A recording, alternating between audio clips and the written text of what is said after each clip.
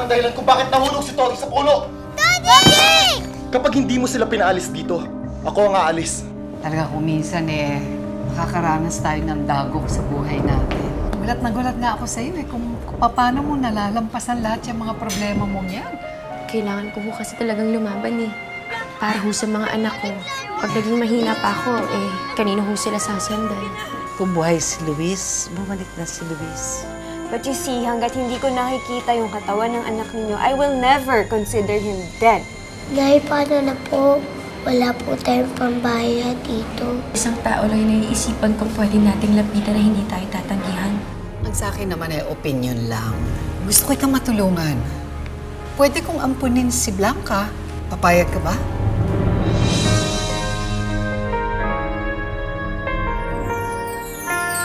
O ano?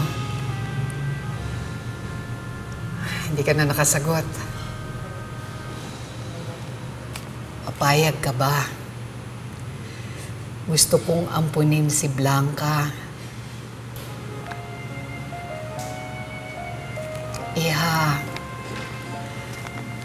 I don't want to offend you. Pero, hirap na hirap ka na sa sitwasyon mo Iniisip ko lang naman yung kalagayan ninyo. Gusto ko lang makatulong sa inyong mag-iina. Gusto ko lang guminhawa ang buhay ng mga anak mo, lalo na si Blanca. Ma'am Priscilla, hindi ko ho kayang ipamigay ang anak ko. Hindi ko ho ata kayang magkahiwa-hiwalay kami. Pipilitin ko hong itaguyod sila basta't magkakasama kaming mag-iina.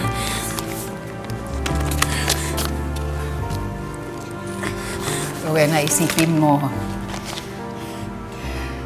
Hindi mo nga sila mabigyan ng disenteng tirahan? Paano kung magkasakit uli ang mga anak mo? Paano mo sila dadamitan? Paano mo sila pag-aaralin? Saan mo sila ititira? Mapapakain mo ba sila ng 3 beses isang araw o higit pa? Anak,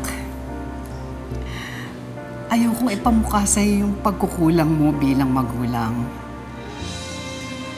Ina rin naman ako Alam ko, masakit yan. Masakit yang mamigay ka ng anak. Pero kung talagang mahal mo mga anak mo, iisipin mo kung paano mo sila bibigyan ng magandang kinabukasan. Kung paano mo sila mapapagtaguyod. Kahit mahirap para sa'yo. Nasa sa'yo yung desisyon. Pag-isipan mo. Salamat po. Yung perang yan, huwag mo na problemahin yan. Hindi yan utang. Tulong ko yan para sa inyo mag-iina.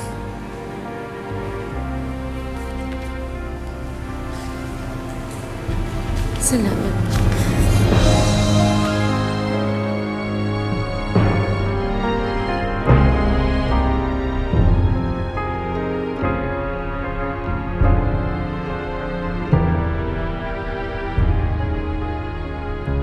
Ang magulang ang dapat nagtatrabaho para sa mga anak.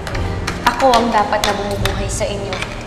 Kaya hindi ako papayag na kayo ang magpapakain sa akin. Pero Inay, kawawa naman po kayo. Kahit hindi niyo po sabihin, alam po namin ni Luna na hirap na po kayo. Andito po kami mga anak niyo. Tutulungan ka po namin. Sama-sama po tayong 3. Pangako, anak. Hindi ko kayo iiwan. Anak, mahal na mahal kita. Ikaw lang ang tanging alaala na iniwan sa akin ni Luis. Ayokong mawala ka sa akin. Kahit ano pang mangyari, tutuparin ko ang pangako ko sa'yo na hindi tayo magkakahiwalay kahit kailan.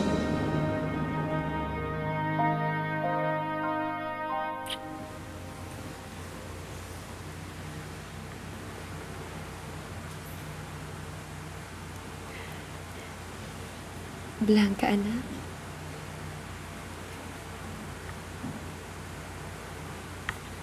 Kumusta yung pakiramdam mo? Ay, nasaan na po tayo? Andito tayo sa ospital. Tumaas kasi yung lagnat mo. Kinumbulsyon ka. Lumabas na po tayo dito. Wala po tayo pang bayad. Papaalisin din po nila tayo. Anak, huwag kang mag-alala. May pambayad tayo ngayon.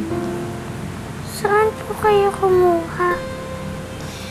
Si Ma'am Priscilla. Binigyan niya tayo ng pera para may pambayad tayo dito. Ang bait po talaga ni Ma'am Priscilla. Pakiramdam ko po, may malasakit po siya sa atin. Kaya po, gustong-gusto ko siya. Doc, kamusta ho ang lagay ng anak ko? Mrs., nagkaroon po siya ng tinatawag na seizure. Nangyayari ito kapag may abnormal signals na pinapadala ang kanyang brain.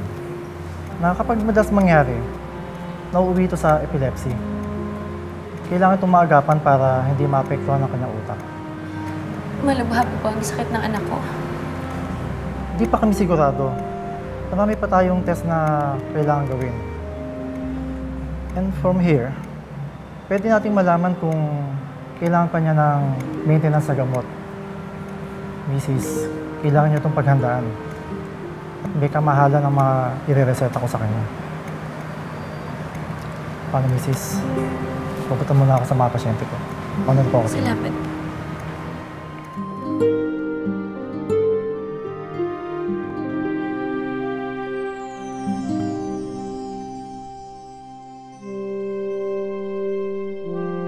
O kumain ka ng madami para lumakas ka. At saka para maghabulan na ulit tayo. O yan, hindi ka naman nanalo sa akin sa habulan eh. Naku, nagpapatalo lang talaga ako sa iyo eh, para hindi ka umiyak. Ito kayo mo. Ay, ang yabang. Kain ka pa.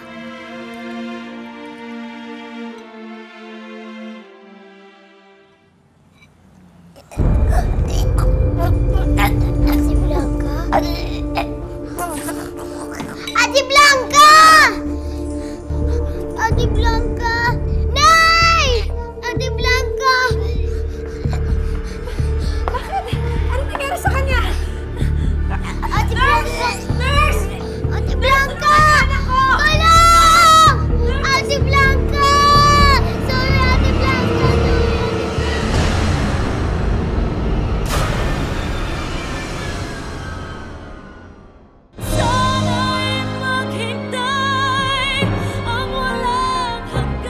Ate Blanca!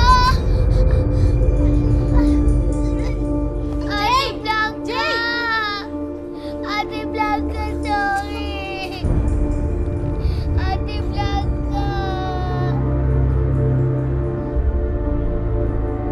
Nagkaroon po siya ng tinatawag na seizure. Na kapag madalas mangyari, nauuwi ito sa epilepsy. Kailangan itong maagapan para hindi maapektuhan ang kanyang utak.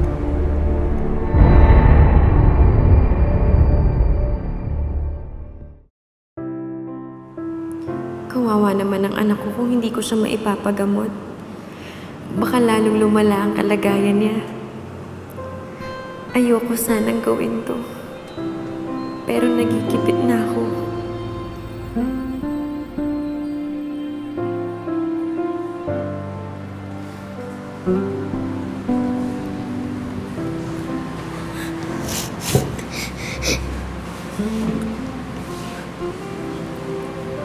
Mga anak,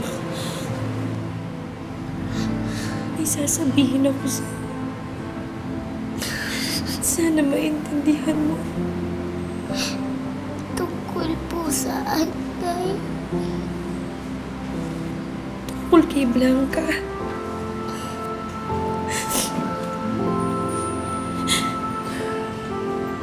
Ipapaampon ko na siya kay Ma'am Priscilla. Ibibigay ko na ang kapatid mo sa kanya. Bakit po? Malalayo po siya sa atin. Anak, malubha ang sakit ng kapatid mo. Wala tayong pera, hindi natin siya kayang ipagamot. Pero doon kay Ma'am Priscilla, magiging maganda ang buhay niya. Gagaling siya. Pero hindi na po natin siya makikita. Alam ko, anak. At napakasakit sa akin na gawin to, kaso kailangan eh. Ang kapalit nito, ang kaligtasan ng buhay ng kapatid mo. Di ba yun naman yung importante? Anong gusto mo? Kasama natin siya, kaso nakikita naman natin siyang nahihirapan. Mahal na mahal ko kayong mga anak ko. At ayokong mangyari ang lahat ng to.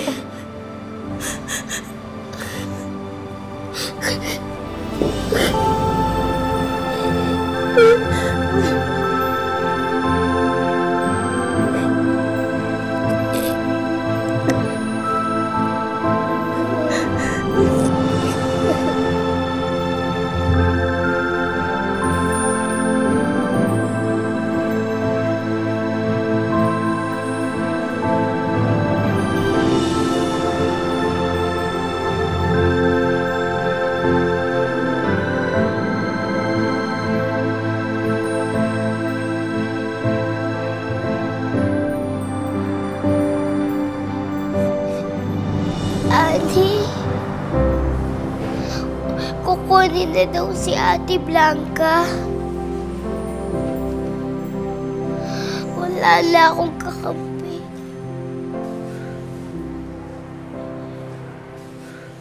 Bakit ba kasi wala kaming pera? At saka wala kaming panggamot para sa ate ko. Siguro kung mayaman lang kami, hindi na kami magkakahiwalay ng kapatid ko.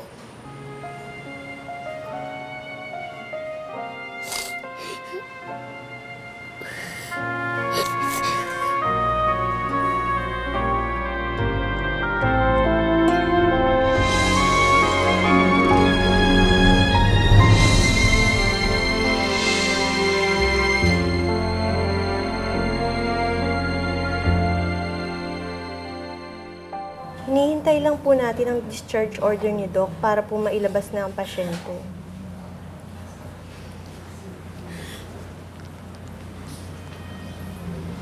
Nay, saan po tayo tutuloy ngayon? Babalik po ba tayo kay Ninang? Hindi na, anak. Sakali po ba ulit tayo titira? Anak, dadalhin muna kita kay Ma'am Priscilla. Doon ka na muna titira, ha? Magmula ngayon. Kasama ko kayo? Ako lang po. Bakit ako lang? Anak, pasensya ka na pero kailangan natin gawin to. Doon ka na muna sa kanya. Ipapaampun na kita. Sana'y maghintay ang walang hanggan hanggang makilala mo ako ang iyong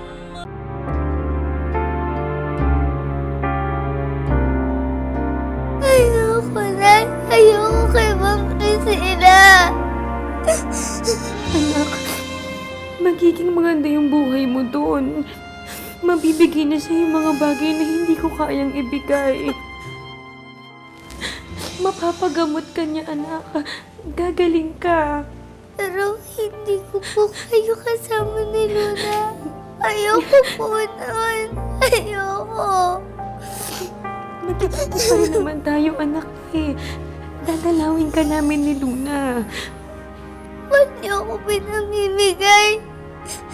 Hindi niyo na ako mahal. Ayaw niyo na sa akin. Ayaw niyo na akong alagaan. Hindi, anak. Huwag na huwag mong sasabihin kasi mahal na mahal kita. Mahal na mahal kita. Akala mo ba madali para sa akin na gawin to? Ang sakit-sakit, anak. Parang dinudurog yung puso ko tuwing naiisip kong hindi na kita makakasama. Pero kailangan kong tiisin, anak. Para sa ikabubuti mo. Ako matutuhan kita'y kalimutan. Baka pangako ko'y dumating sa kailanman. Sana'y makita'y ang walang hanggan. Sanang iyong paglingap ay muli kong matikman. Subalit kung paglimot ay di mapigilan, alalahanin mo kay tagal kita hinintay. Ma'am, tapos na po. Ito na po lahat ng gamit ni Sir Luis.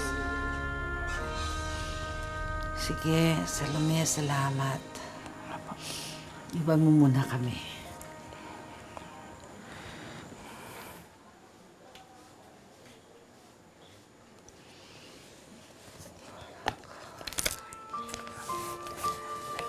Luis, sana masaya ka sa kinaroroonan mo ngayon.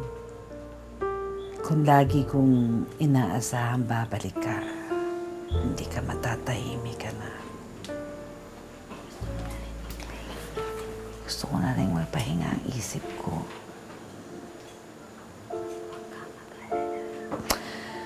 Huwag ka mag-alala. Nawala ka man dito sa mundo. Pero sa puso ng mama mo, mahal kita na. Mahal na mahal kita.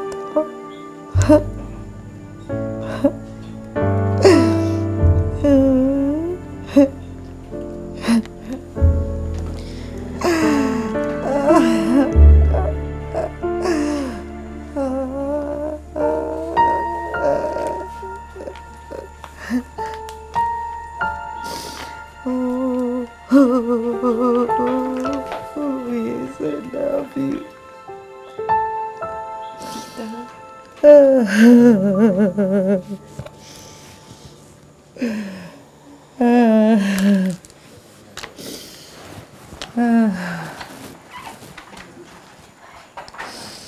Divine, I hope you don't mind. I finally decided na tanggapin ko nang hindi na babalik si Luis. Opo. Hindi ako po.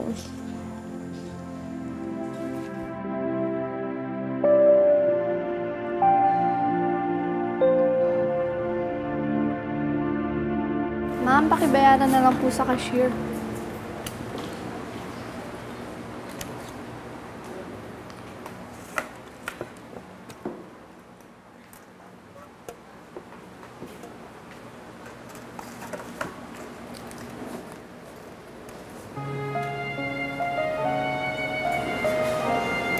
Luis, patawarin mo ko. Alam ko kung nandito ka, hindi ka papayag na mawalay sa atin ang anak natin. Pero sana maintindihan mo ko. Hindi ako masamang ina. At wala akong ibang hinangad kundi ang kabutihan ng mga anak natin. Kaya sana maintindihan mo kung bakit kinakailangan kong gawin to.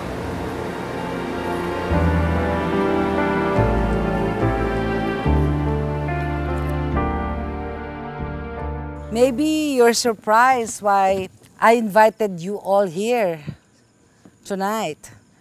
And maging ako, nagulat din sa sarili ko bakit ako nag-imbita ngayong gabi.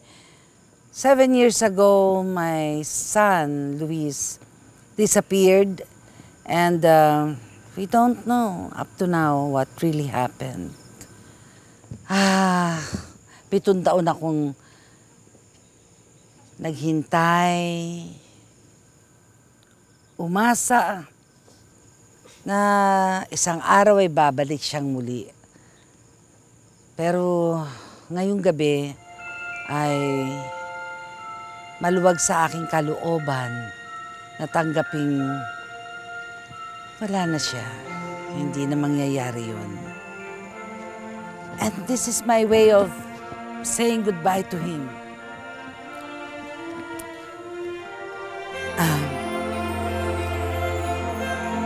Paalam, Luis.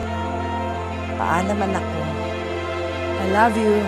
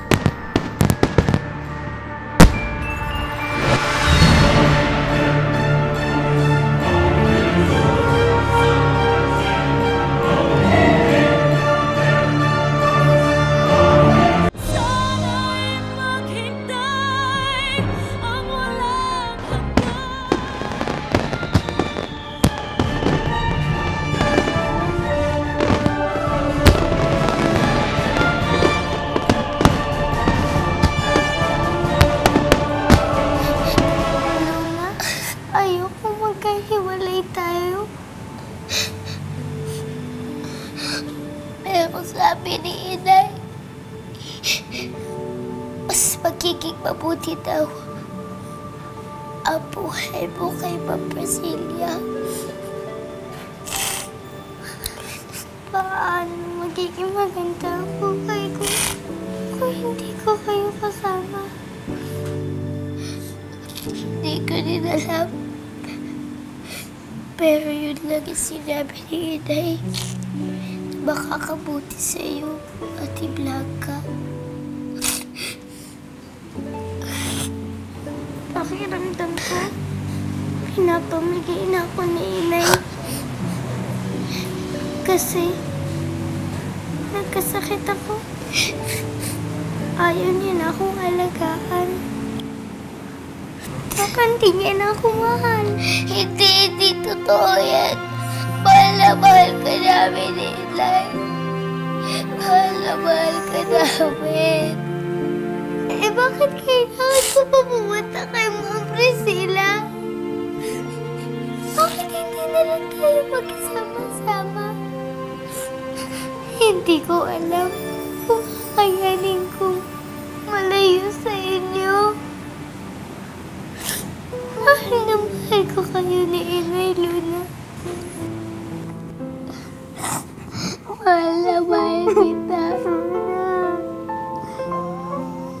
Ate Blanca. Ate Blanca. Ate Blanca, mahal na mahal kita. Ate Blanca.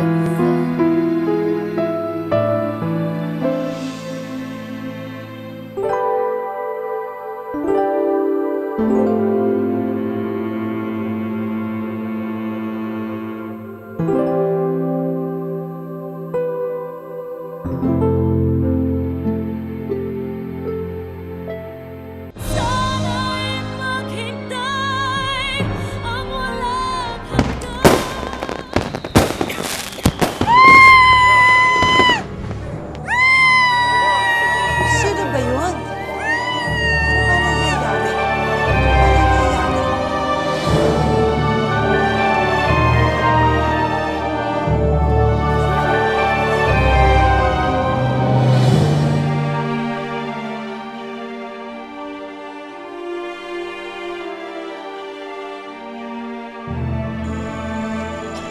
Luis? Luis, ikaw ba yan?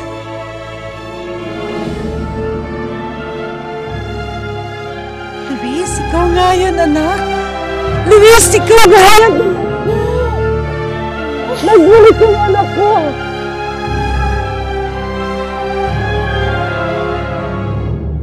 Sige, ako nang bahala rito. Oh, Blanca! Lumabas ka na pala ng ospital. Magaling ka na ba? Opo, Ma'am.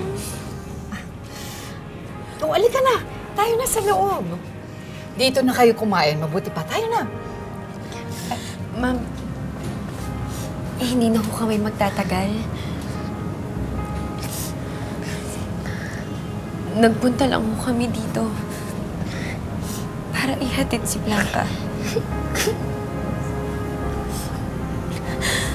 Nakapag-desisyon na ho kasi ako.